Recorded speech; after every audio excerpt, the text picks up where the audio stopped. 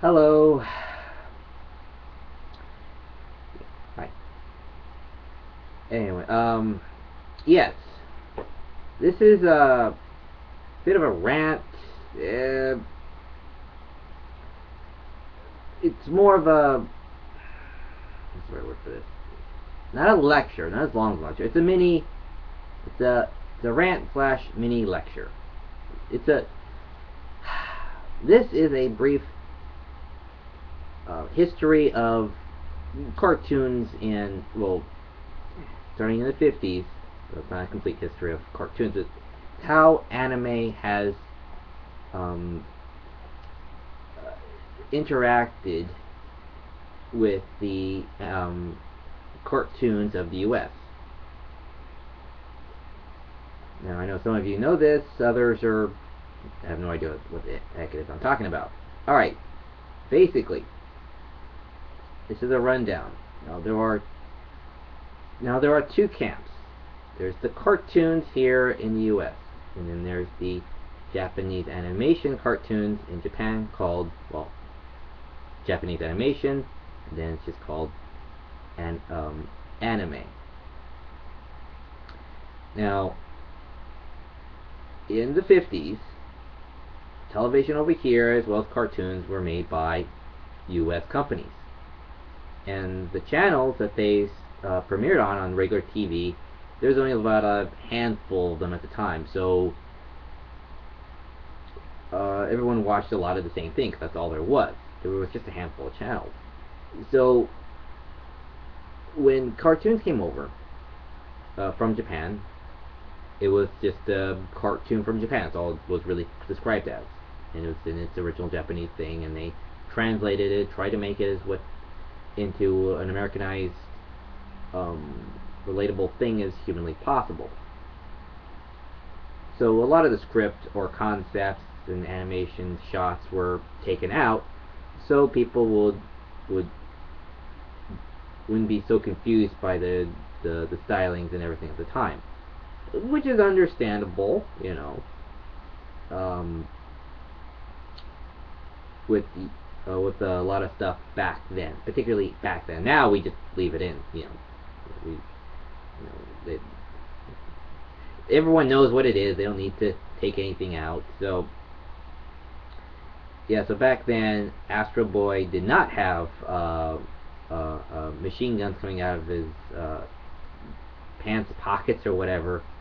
So yeah, so I didn't know that until like way later. Anyway, so yeah, so in the 50s, everyone knows Astro Boy. Everyone knows in the 70s, 60s, and 70s, Speed Racer, and late 70s, early 80s of Gatchaman, G-Force, or Battle of the Planets, depending on which version you want to go with. And so everyone knows these. A lot of the adults know these because it was on basic channels and everyone's seen them. And that's what they were for the first good couple of decades. Was you had the Disney people, you had the MGM people, you had the Warner Brothers people, and a few basic camps underneath, which were, whatever. And and that's pretty much what they had, and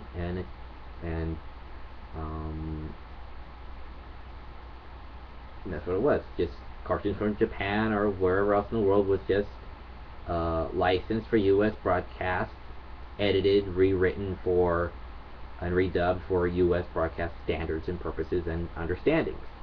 Okay, now we get into the 80s. Now, people start bringing over stuff like Gundam, I believe, and particularly Macross.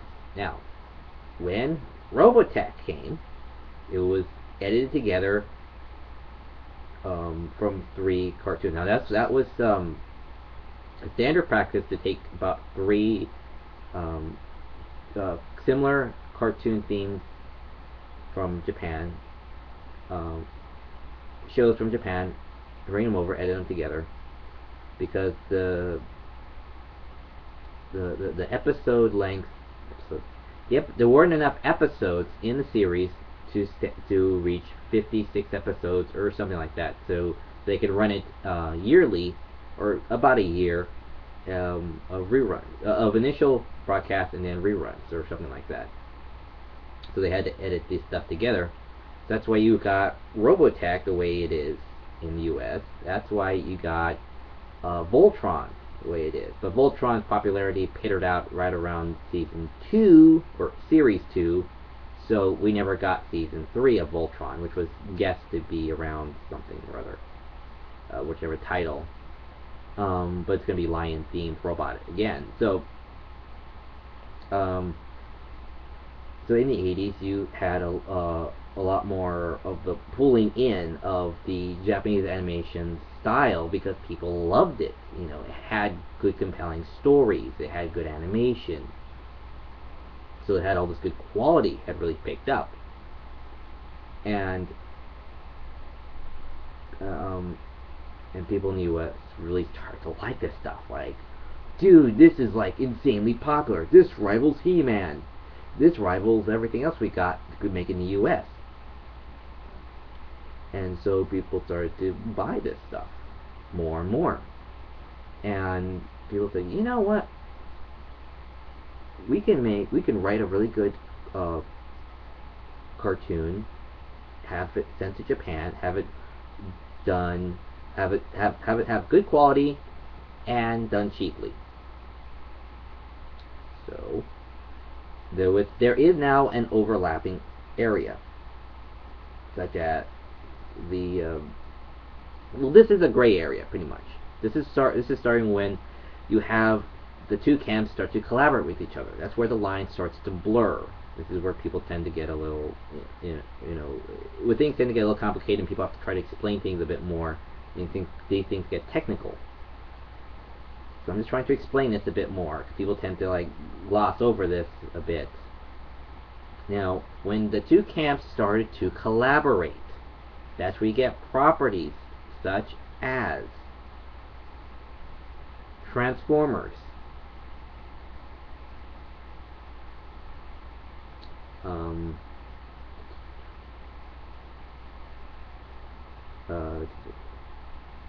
Afro Samurai, that's much later,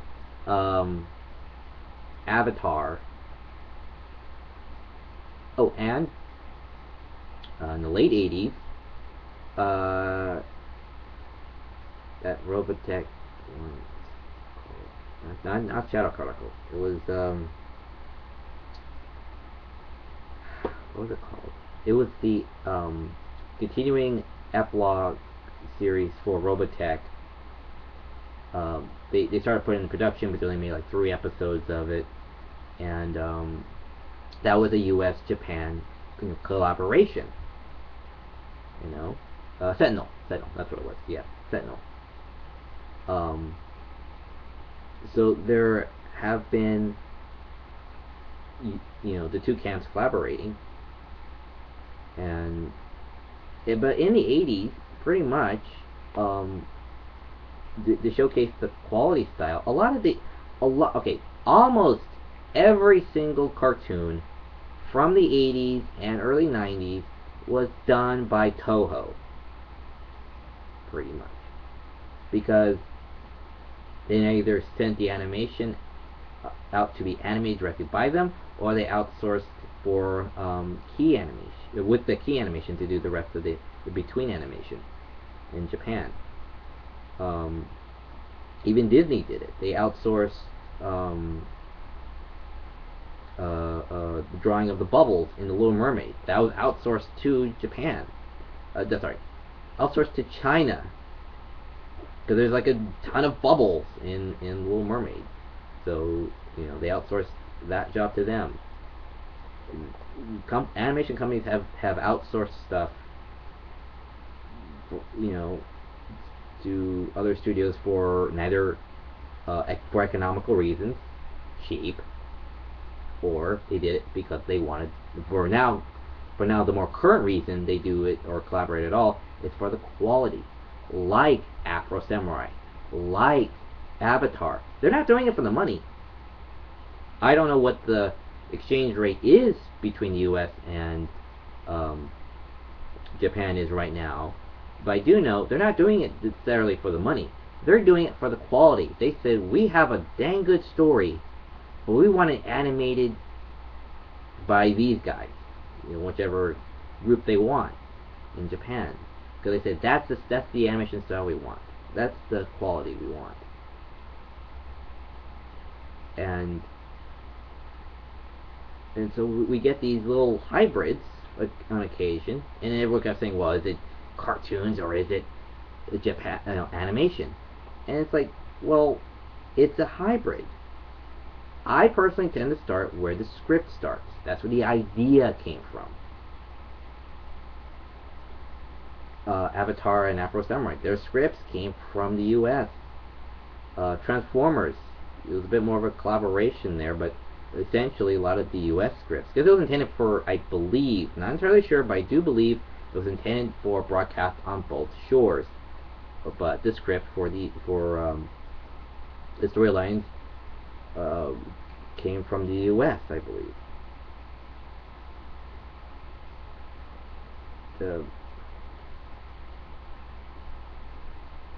So basically, what I'm saying is that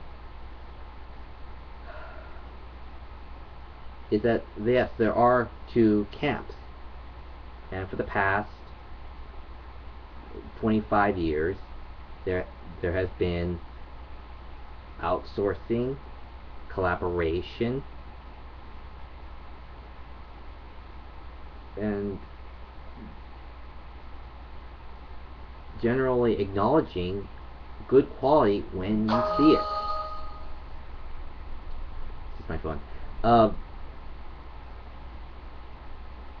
And so when you have two camps of good quality, there is going to be overlap.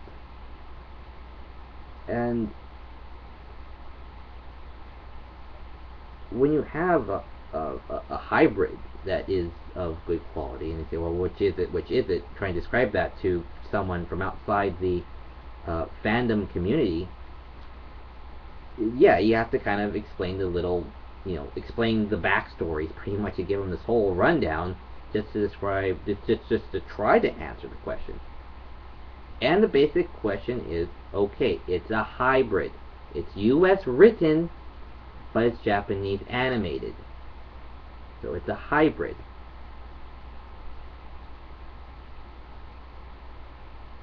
So it's in the gray area. That's all you really can say. It's the hybrid. It's the space in between. And I'm glad there is. I'm glad there is. Because that means is that people on both sides of the pond respect each other's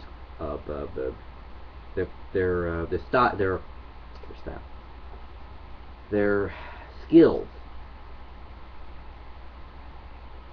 And I'm glad we're getting along. We have these hybrids.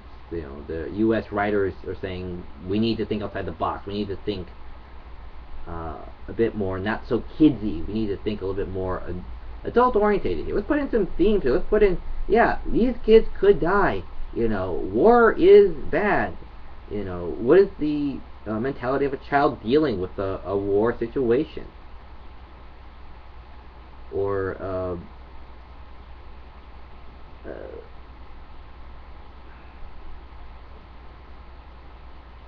how big certain shows and stuff here in U.S. is loved in Japan. They love a lot of different things there that we have, that were created specifically for U.S. broadcast release and then was later shown overseas. People over there loved it. People love in Japan, like, it's so many pop culture different things. It's too many to go through. And yeah, so basically, in short, if you have to describe these concepts, these three basic concepts to someone outside the fandom, it is going to be difficult. But try your best. Start slow. Be detailed as best you can, and Just hope for the best of the person, that it comes across to the other person clearly. And that's all you can hope for. And so I hope this helps to the people out there who are saying, how do I describe this? These concepts. So, yeah. So I hope this helps. So, well, you take care, and hope you've enjoyed my mini lecture rant thing about the definitions of these little hybrids. So, yeah, so look up the history of stuff. It's pretty interesting, seeing how things were created, why they started, why they lasted so long, and why they ended. It's pretty cool to be a bit of an anime historian. You see the cause and effect of the journey of things. Sorry, and the journey of things. I need to put and in there. Anyway, so take care. Have a good August 1st. And, as always, see you at the conventions.